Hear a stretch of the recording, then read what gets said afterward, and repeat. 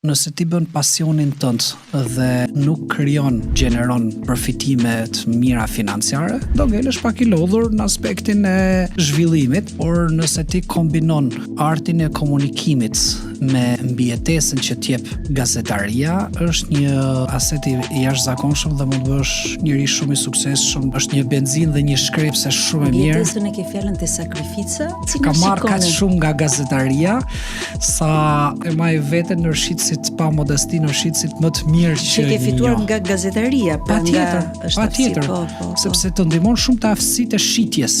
Dhe ti mund të shesësh idenë, projektin, mund të shesësh apartamentin, jahtin, avionin, çdo gjë.